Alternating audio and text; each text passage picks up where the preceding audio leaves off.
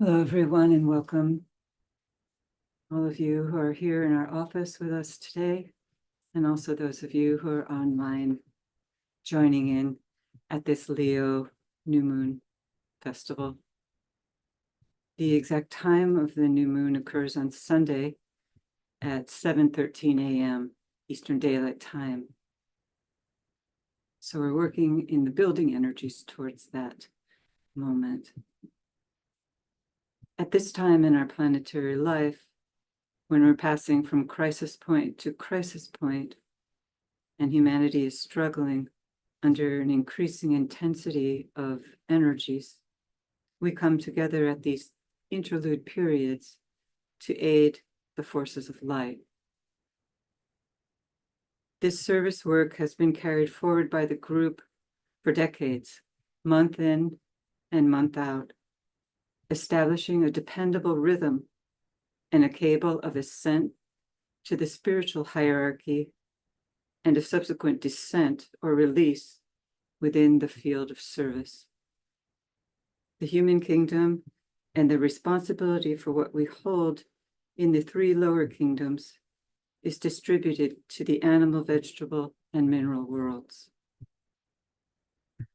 Tonight we'll begin with a brief talk, the purpose of which is to stimulate the group mind. The meditation we will use after the talk is an outgrowth of the ancient Raja Yoga system of training, which was first brought forward thousands of years ago by the Indian teacher Patanjali.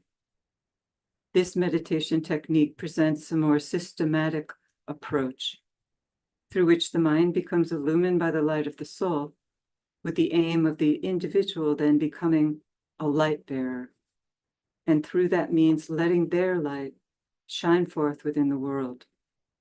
And when this work is carried forward by a group, we have a real influence in shifting the tide of planetary events.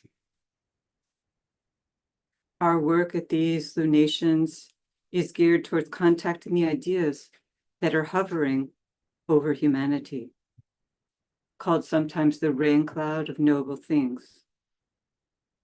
This rain cloud is heavy with portent, we're told, at this time.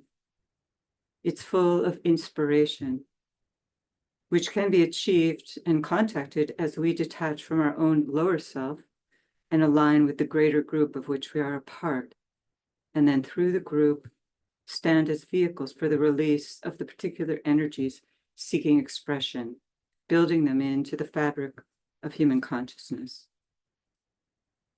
The rain cloud is the intention, the purpose, and the ideas which motivate the hierarchical work at any given period of time.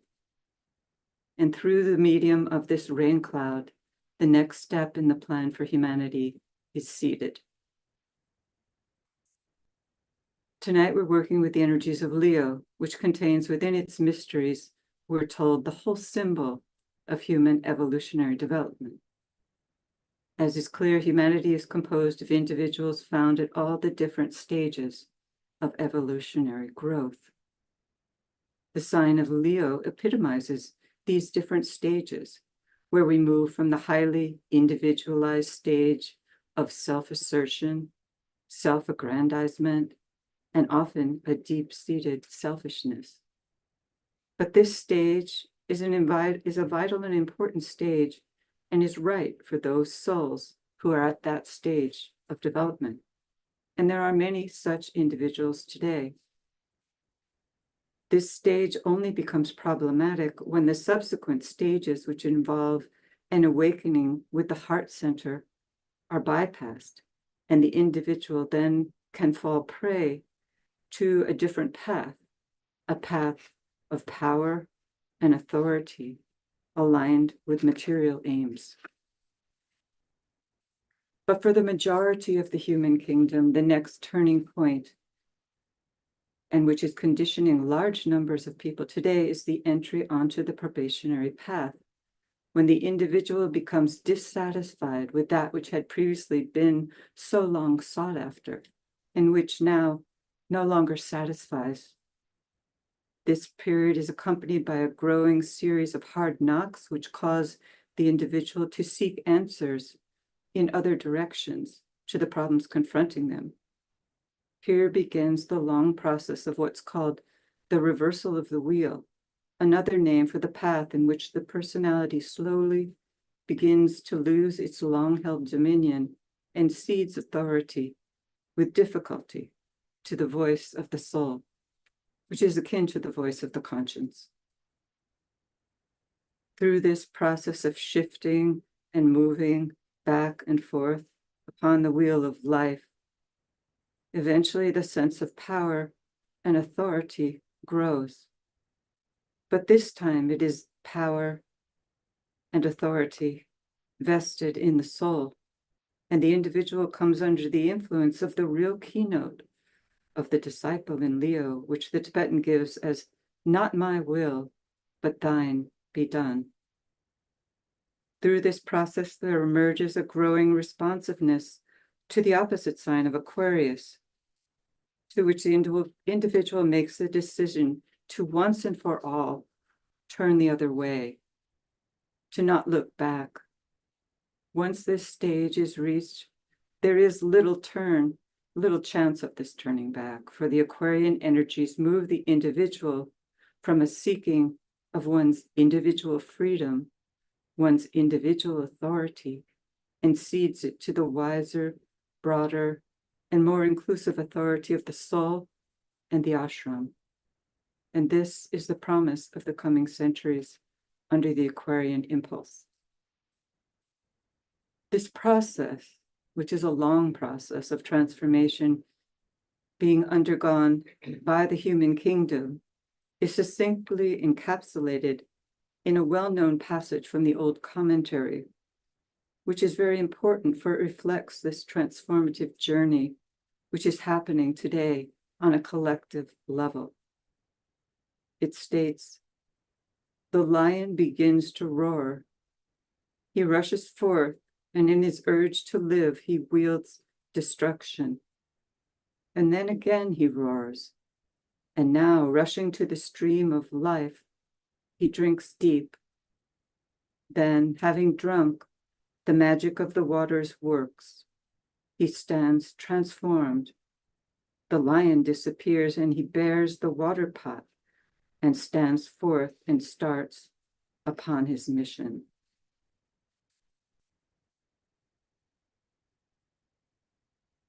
And if we think about the ramifications of this tremendous transformation that's occurring within the human kingdom, moving from the roaring, self-centered, self-assertive individual into the group-centered, service-oriented group, we can see the tremendous potency of this period in planetary history.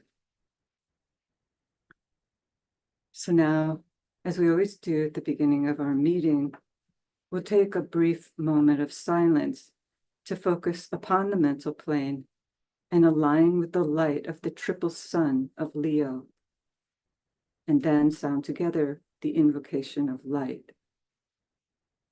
Through the medium of this mantra, we see depicted the three great planetary centers coming into alignment and interplay, being established between the highest head center, Shambhala, the planetary heart hierarchy, and the planetary throat center, humanity.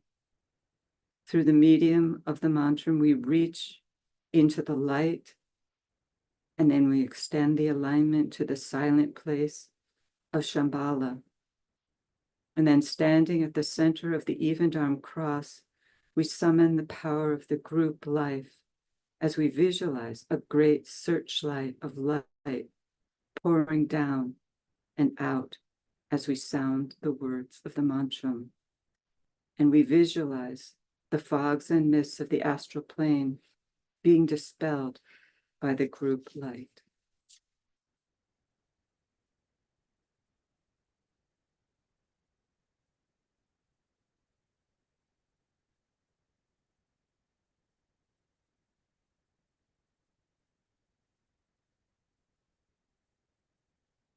Radiance, we are, and power. We stand forever with our hands stretched out, linking the heavens and the earth, the inner world of meaning and the subtle world of glamour. We reach into the light and bring it down to meet the need. We reach into the silent place and bring from thence the gift of understanding.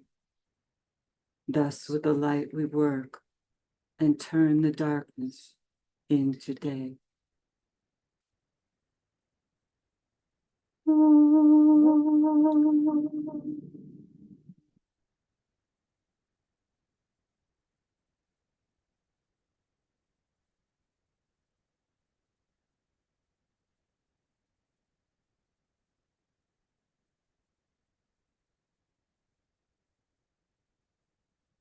This influx from Shambhala is conditioning humanity on a mass scale, awakening the minds of men and women as never before, and working to speed human evolution, resulting in tremendous stimulation. Shambhala is related to synthesis, to the freedom of the human soul. It breaks down barriers between individuals, groups, races, and nations, and builds bridges. It eventually will lead the human kingdom to finding itself modeled upon the hierarchical order as the plan works out, exhibiting a collective sense of responsibility and a divine order, which will enable us to find our place as directors of the divine circulatory flow, rather than the kingdom, which has for some time now interfered with it. Then, working along all the different ray lines of work, each in our own way, the divinity of humanity will shine forth, not through a centralized global authority, but rather with each nation of the world expressing and contributing its uniqueness to the good of the greater whole, just as each member of an ashram has his or her unique gifts to contribute, while at the same time working collectively, as HPB said, as the fingers of one hand. The Shambhala force is dual, however, and the synthetic aspect is paralleled by forces that are destructive in nature. According to the Tibetans' writings, these forces were to have just about played themselves out by the close of the war in the last century.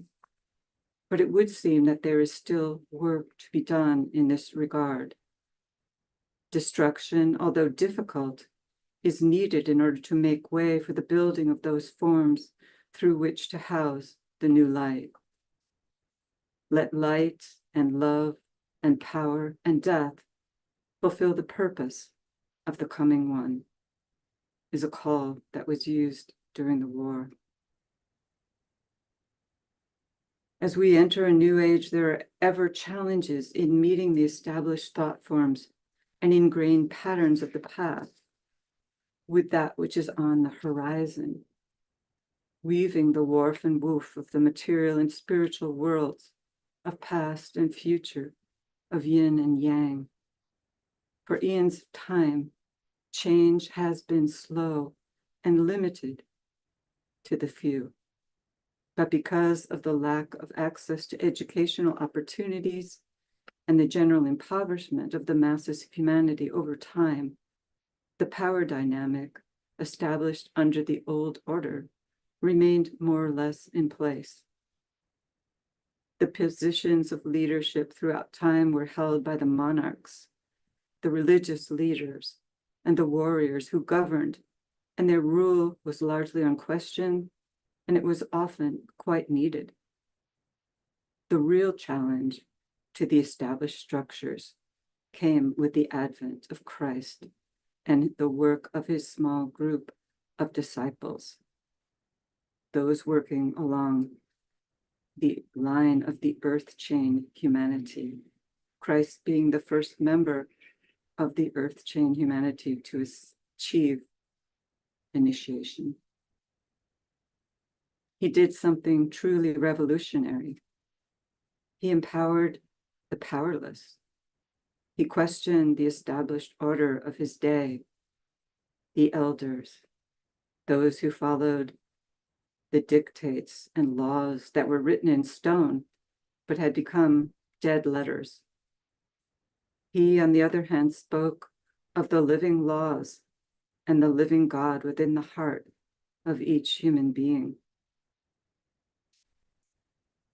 He taught the way of love, and this disarmed those who misunderstood and feared the power that this love unleashed. He established the link with the highest center, and from that day, individuals here and there throughout the centuries have likewise grown in their ability to forge their own way back to the Father's house, until to this day, with the group of world servers, the bridge is coming alive, and with it, the divinity of humanity. With the increase in education and the proliferation of technology, there is a mass awakening that is accelerating human development at an unprecedented speed. We've rapidly become a global world, and new streams that were previously primarily in the hands of large corporate-run power structures are no longer the dominant stream, as thousands of alternative media platforms have mushroomed, resulting in the release of different narratives, alternative points of view, with a consequent rapid uncovering of much that in the past was easily swept under the carpet.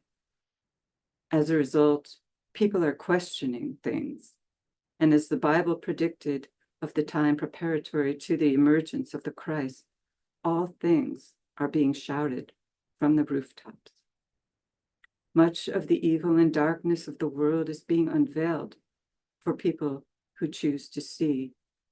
And therefore, although human freedom is to be celebrated, the revelations call for the establishment of global legislation for the protection of the weak and vulnerable, and above all, of the children. This is the task of the new group of world servers and the men and women of goodwill. Let's use the opportunity of this new moon period to do what we can to create those thought forms which will continue to shift the balance of power increasingly into the hands of those who work in alignment with the forces of life.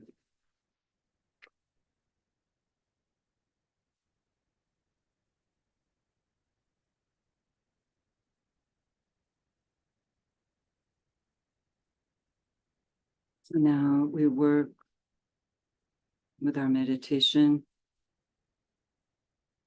strengthening the hands of the new group of world servers. Let's take a moment before we begin to link up with all those servers throughout the world. And as our theme states, strengthening their hands, reaching out to our coworkers, to those we know and those we don't know, sending light and love to all those who are struggling without any inner recognition of the underlying factors working out in our world, sending them strength.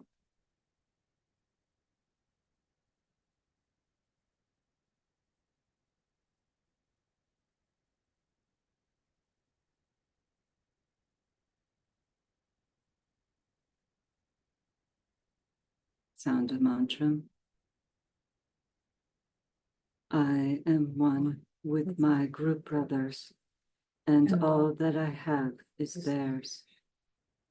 May the love which is in my soul pour forth to them. May the strength which is in me lift and aid them. May the thoughts which my soul creates reach and encourage them.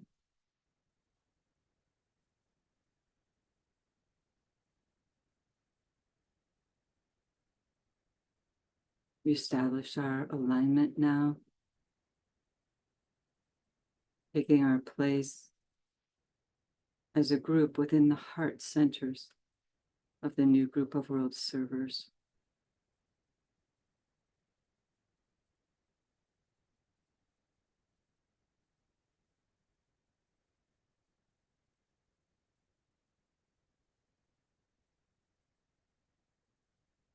And we extend that alignment, visualizing a stream of lighted energy projected towards the spiritual hierarchy, the planetary heart center.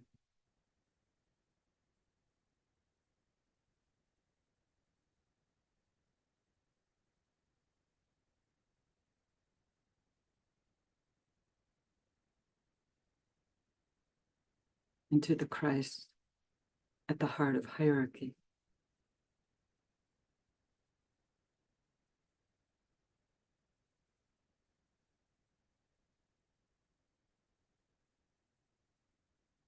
And to Shambhala, the center where the will of God is known.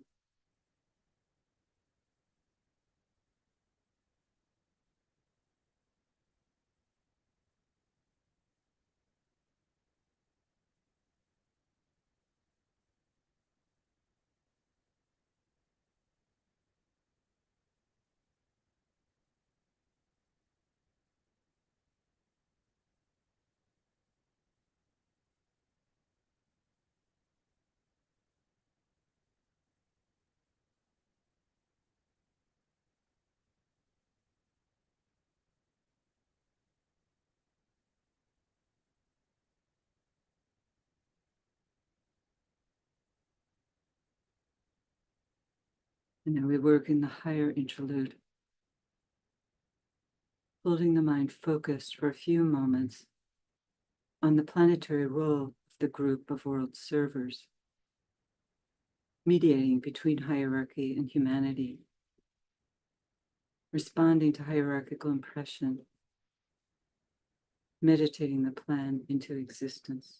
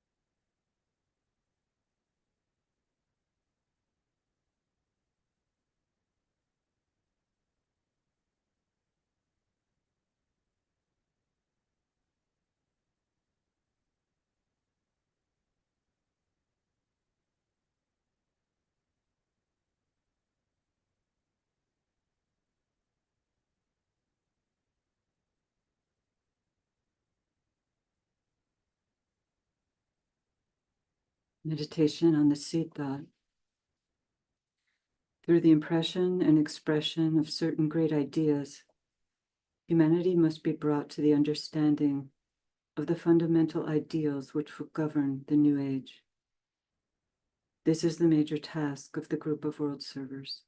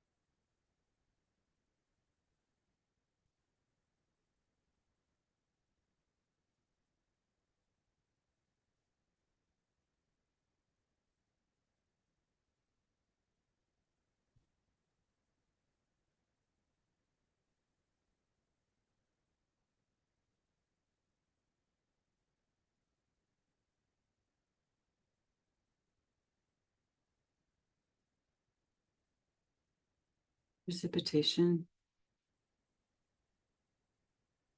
Visualizing essential love, the will to good, flowing throughout the planet, through the planetary centers, Shambhala, hierarchy, the Christ, new group of world servers, men and women of goodwill,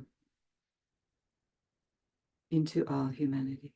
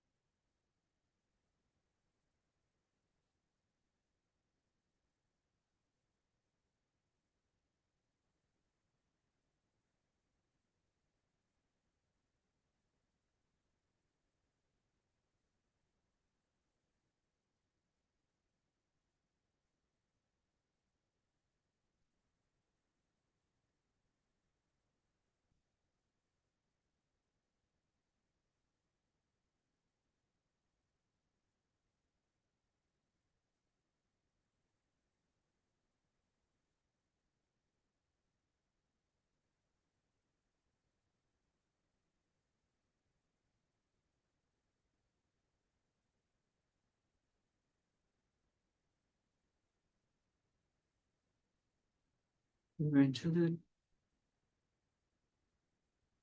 recenter the consciousness and consider the many ways in which the power of the one life and the love of the one soul are working out through the new group of world servers and building thought forms of solution to world problems.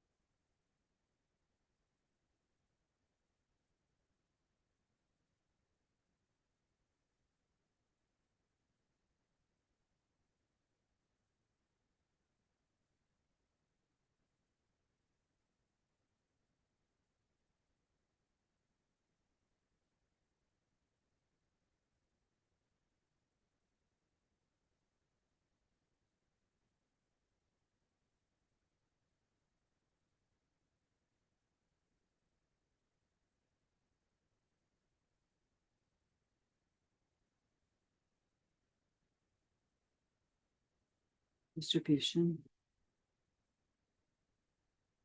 Sounding the great invocation and visualizing the irradiation of human consciousness with light, love, and power. From the point of light within the mind of God, let light stream forth into the minds of men. Let light descend on earth. From the point of love within the heart of God, let love stream forth into the hearts of men. May Christ return to earth. From the center where the will of God is known, let purpose guide the little wills of men, the purpose which the masters know and serve.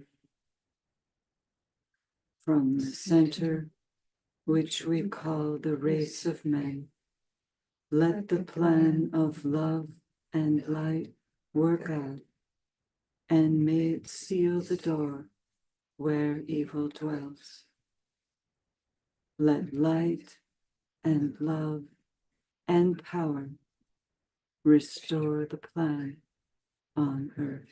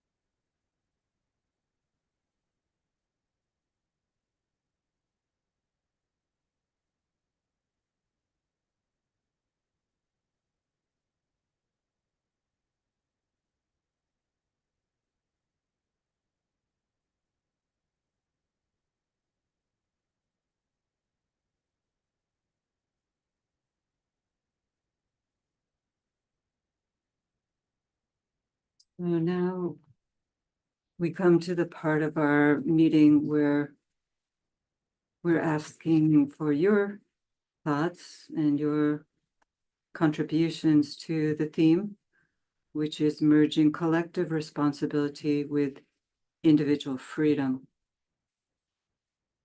A vast topic, and there's no right or wrong thoughts to share, so please feel free to share your own ideas.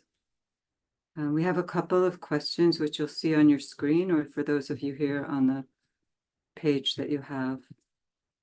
And we don't have to stick to these questions. We can share as widely as you'd like. But the first question is, do you have any thoughts as to how to stem the challenge between individual sovereignty and the glowing trend towards globalization? Or any other thoughts that you might have? And those of you online can raise your hands by pressing the reactions button. Is that correct? Yeah, the reactions button, and then we'll unmute your microphone. And anyone here can feel free to share as well.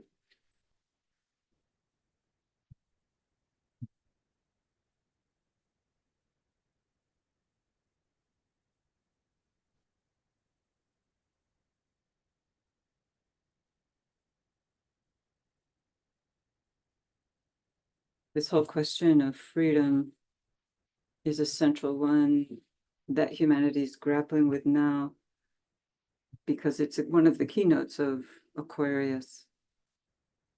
And so we know that it can be a misinterpreted term. And we have seen much of this with the license in the world. People often feel free to do what they like, irrespective of laws and rules. But on the other hand, there are other forces in our world that seek to curtail human freedoms, and those are just as problematic in certain ways, depending on the curtailment. So it is difficult to come up with a fine-tuned balance between our responsibility to humanity and to the three lower kingdoms, and yet the desire to not curtail the rights of free expression, which is part of being a human being. Thank you, Kathy. I just will say something if that's Of all course. right. That it's that profound, really, but just I think it's a perfect time to be looking at this question in Leo, because to my understanding of Leo, the whole one of the points of Leo is that those two, the individual and the group, aren't actually at odds. Right. And so there actually isn't inherently any conflict. Mhm. And so it has to do with the way that you understand individuality and the way you understand collective responsibility. Yeah. And so I think so often in our world, we have this partisanism, in the political realm. We have other ideologies of division basically Yeah. happening Yeah. for all sorts of social issues. We have it Yeah. economically, we have it philosophically. Anywhere where there's ideas, there's about things or Yeah. viewpoints, there's this potential division. And so often what it comes down to is a misunderstanding of the other, what we call the other in quotes side, Mhm. and of the positions and the beliefs and the perspectives they actually hold. Mhm. And so I think, yeah, so yeah, I'll just leave it there. I'm sure other people have more to share. So Yeah, it seems in a way that there's often an inability to hear, mhm. to listen, like you're saying, to the other side, and to see what points of agreement there might be. It's almost like we need a global mediator. Yeah, imagine that's The Christ. something like the United Nations, Yeah. to mediate these things. At the international level, this is really the security dilemma has always been the big thing when it comes to sovereignty. I don't know if that's what you were thinking of in terms of the question. Mhm. When it comes to sovereignty at the national level, and in terms of the limits on globalization, one of the Yeah. major things has always been the security dilemma, that making sure Yeah. that there's, but that's, um, yeah, and there was a quote, I forget who it was now, there was a UN meeting a few years ago, maybe it's last year. It was like some sort of Swami or something. It's one of those UN interreligious type things. And there's a US guy there, US diplomat, and he says, yeah, well, yeah, of course we'd wanted, international cooperation, but the security dilemma and blah. And the guy's, well, what did he say? Something, it's an insecure mind that seeks always security. And so, to me, that has a lot to do with what is really individuality. Yeah. And thinking through more of, who are who who we are, not as an island unto ourselves, but who we are in relation to others really defines who we are. In an individual sense, we sort of understand that. In a national sense, it doesn't seem like we've quite extended that as far. But anyway, Well, in terms of the question of disarmament, which was really discussed quite openly in the 80s, but seems to have dropped off the radar since then, and just the nuclear clock or whatever it's called is moving closer and closer to the doomsday. But yet there was this quote, I should have brought it, but I don't have it with me. Somewhere in the books, it says that disarmament is one of the prerequisites to the reappearance. And that seems so far off right now, but perhaps because of the present dire situation that we seem to be entering into, perhaps some of these challenges will lead this to become back on the table. I don't know how we'll get to that point, but that is one of the essential prerequisites for the reappearance. I just took a UN tour this afternoon, actually. I Yeah. hadn't done one in a while. And I thought it was unfortunate. The tour guide, we went to this whole section on disarmament, and she said something like, "Oh, but don't worry. The aim is never is of course not to get rid of all the weapons. It's just because we all need weapons for security, of course, but it's simply just to reduce the number of them. Yeah. And so we can maybe gradually reduce the number, and especially the number of the weapons of mass destruction. Perhaps that's not the official position of the UN in some ways, but you know, It may be. so that's the way that things have, you know, Devolved. things have shifted there. So we do have two hands. Oh, okay. Should we go to Santana Star first?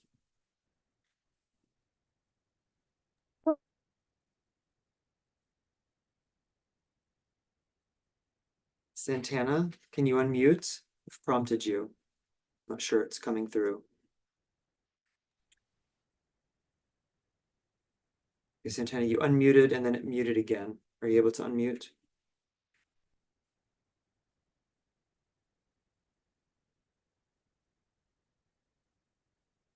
We go.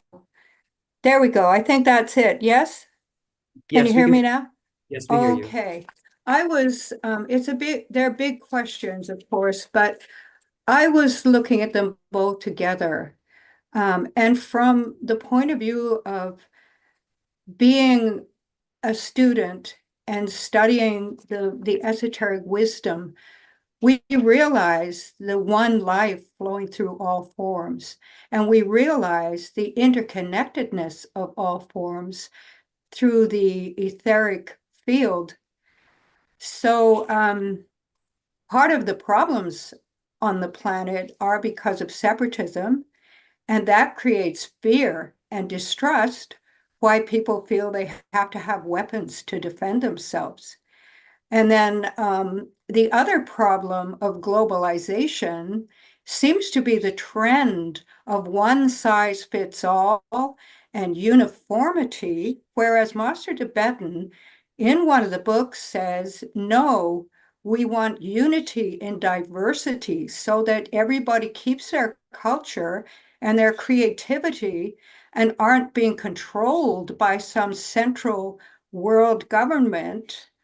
But there are a lot of subjective groups working with, for instance, the 17 Sustainable Development Goals to help them be more in alignment with the plan and to help them manifest. So there are many groups working subjectively right now to help alleviate all the world crisis. So that's all I was going to say, and thank you. Thank you. Yeah, it is through our subjective work. That's those who stand within the heart center. That is one of our primary goals, to keep the inner link with the hierarchy. Because DK says that if that link is not kept strong, then the forces of materialism can take over. So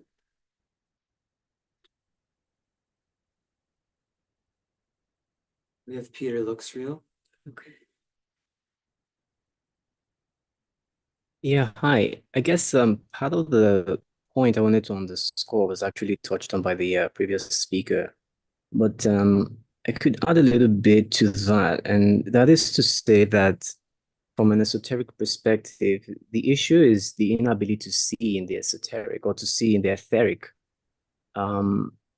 I believe that if we're able to activate, you know, in population etheric vision, and this could come through education, by the understanding that we are all interconnected. The previous speaker already alluded to that point, either by, you know, a majority of the population being able to see in the etheric, or also, I mean, inclusively educating.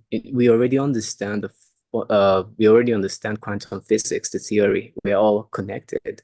You know, we're all an internet of network or internet of information. And the point is that if we are all educated in this way, massively, you know, in mass media as well, then people will understand the implication of the impact of every thought that we think, every action that we take, every word we speak, and every feeling that we have on the global. And it's because of, again, the separation between that which is spiritual and that which is material that essentially creates the dichotomy where the actions we take in the material, we tend not to realize the implication in the spiritual. So I guess there are two parts to it, to tackle this is one from the spiritual or the esoteric. If the mass majority of us, a larger population, a larger chunk of us is able to see in the etheric, we're able to act from that place of everything I do is impacting the collective. And then also on a secondary or physical level, what are we doing in terms of education? Transpersonal psychology, quantum physics, to say, hey guys, everything that we're doing is impacting the underlying. Fundamentally, we are connected as an internet. And the last thing I wanted to say was the theory or the principle is actually for us to achieve the unification of our individualization or unification of individualization, so to speak, where we can actually understand that I can be an individual, but everything I am doing must come from the perspective of the fact that I'm connected to the collective. I am in part of this web, this quantum field. So my identity or my identification is like a neuron within this massive brain. Everything I'm doing is going to flow and it's going to touch on everything around me and beyond that. So I guess again, just to reiterate, is just these two opportunities or method is those who are spiritual, who are called, we can call them the 144,000, the new group of world servers, activating the etheric so we can see. And then on the other side, the education we're doing from psychology, from quantum physics, and from science. Thank you. Yeah. There's just to add to our last speaker, there's a sentence in one of the books, and I don't remember which one it is, but it basically says what this gentleman just said, which is that when the masses of humanity can have opened their eyes and can see what we call the etheric, everything changes. The whole game is different. And it is also inferred that that's what we're heading for. So to bring up the necessity of education to allow that, to encourage that to happen, I think that's kind of the real world way to go. We do have to start educating, and we do have to start putting the information out that there is this whole other space or energy or manifestation of what we see and what we are now. And it informs what we are now, what we see now and here. I mean, you can see, just talking about it, you can see how understanding this concept changes everything. Just thinking, Jen, another thing which also connects us is the natural world. So are the whole movement towards the connection to the earth Yes. that's going on right now, and environmentalism. I mean, there is no borders, I mean, or it has some natural borders like mountains, but really it's continuous through the ocean, across land. See, we can feel it. We Yeah. can feel this thing we're talking about, but to somehow translate that feeling into some kind of sight, inner sight, that's the step right now. Steve Nation has his hand raised.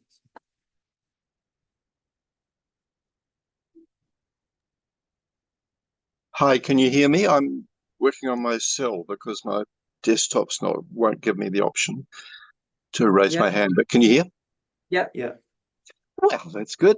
Look, thank you, Kathy. It's such an interesting topic, and I think that it really is captured by the dynamic of the Leo Aquarius relationship, that consciousness and our individual identity is in a deep process of transformation.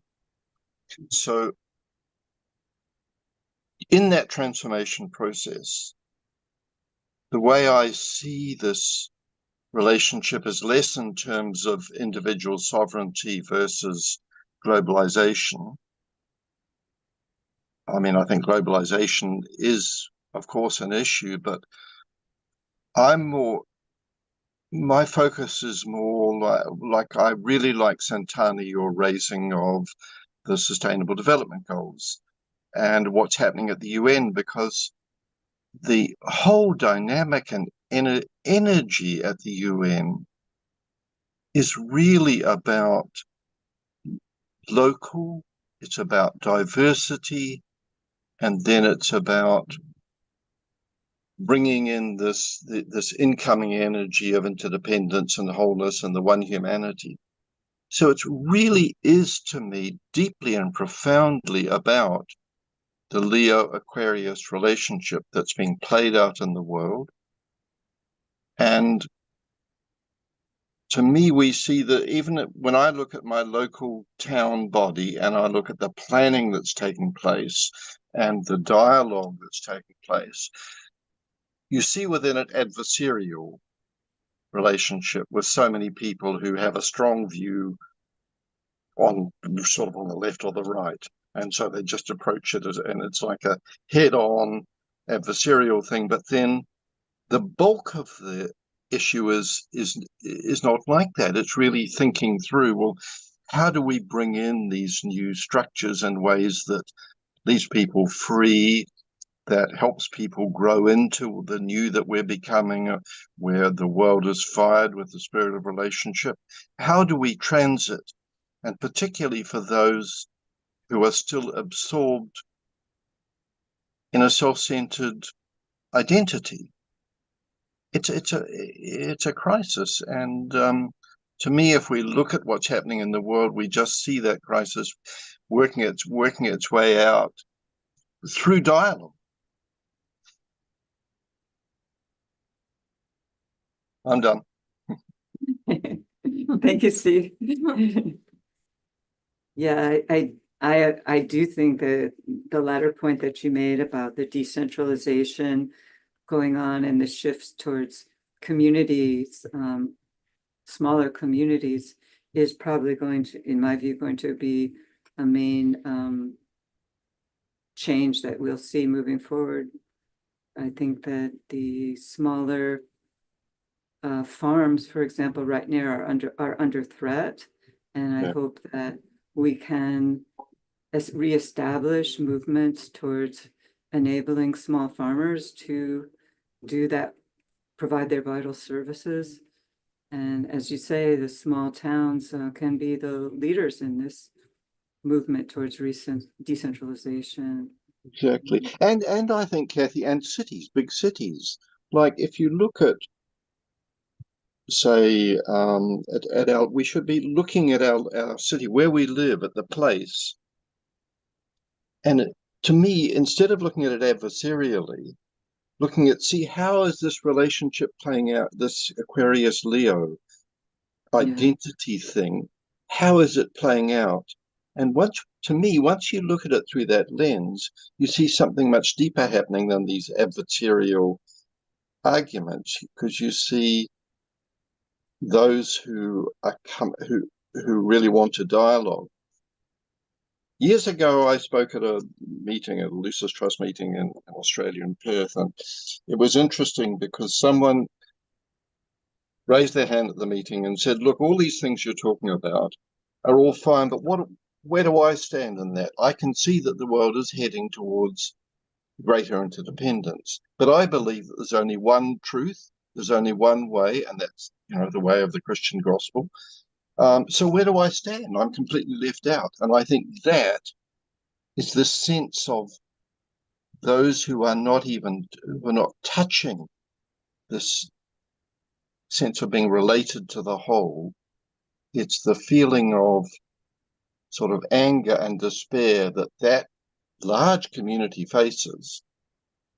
That is the real issue. How do you help that? And we know that even in families, we know that. Yeah. There are so many voices today. They're not often They're not always singing harmoniously. Exactly. It is challenging. And through social media, everything is amplified. Yeah, And also our own ability to freedom, our freedom to think become well, it's the immune system. We're being pushed, we're being forced to think, because if we don't stand outside of all these things that are coming in at us to make up our own views, yeah, and in a way, as evolution, that's the plan working. I think it's pushing consciousness to make this Leo Aquarius at least see it. yeah. I guess one of the profoundest qualities that we're all charged with developing is discrimination and detachment, detachment from all of the outer chaos and holding strong to the inner point of tension, while at the same time trying to make our way through the maze of conflicting points of view and disinformation and misinformation on all sides of the aisle, Exactly. It's a challenge. That's why I like simplicity, like how's this affecting human beings? And how's this affecting human beings who feel a relationship to, say, the environment, to the whole, because that's where we're headed. That's this new consciousness, and that's the consciousness that we're sort of charged to stand with and support and help grow, and yet still stand with humanity as we are today, not be, not, we are who we are, and that's who we have to work with. Yeah. I was watching this is an aside, but I was watching a serial on Rome, as a reenactment of, and part of it was the death of Caesar. I don't know much about history, honestly, and I don't know if it's true, but it turned the way the story was presenting it, that Julius Caesar was killed by his fellow people in the government because he admitted into the government one individual who was a common man, who stood outside the ranks of the elite. And for that, he was assassinated. And so you can see that humanity has made quite a few strides since then. And the avatar of the United States came from nothing, and rose to the top position in the leadership. So we've definitely made a lot of strides when you study history. So there's progress, but it can be slow. Exactly. And when you look at, like, if you look at the Summit of the Future that's happening at the UN, at the process, that to me is the most positive sign, because it's easy to just talk about globalization, but if you look at the process, you see the engagement of sort of what we might call the people, and all these different groups, women's groups, groups of people who are interested in the environment, groups of people who are interested in farming, mothers, all these different groups who are linking across cultures, and it's that to me is the most positive sign of the plan at work. And it shows the ferment of consciousness.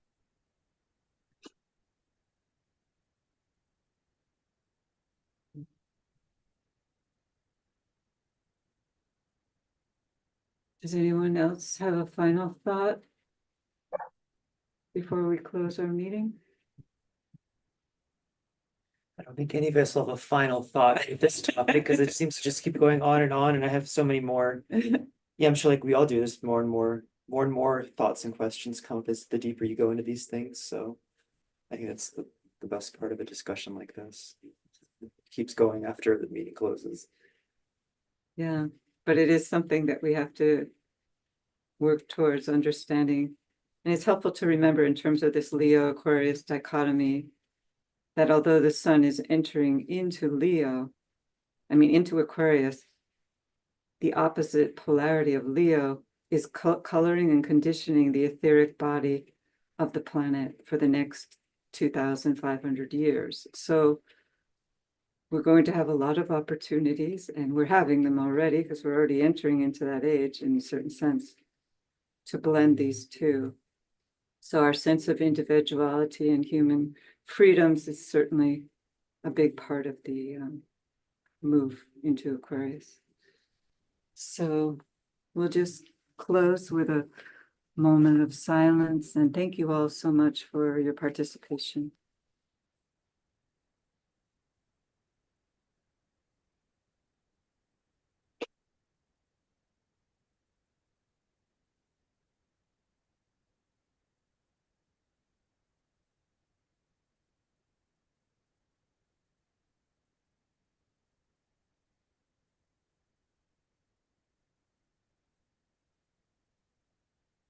Thank you.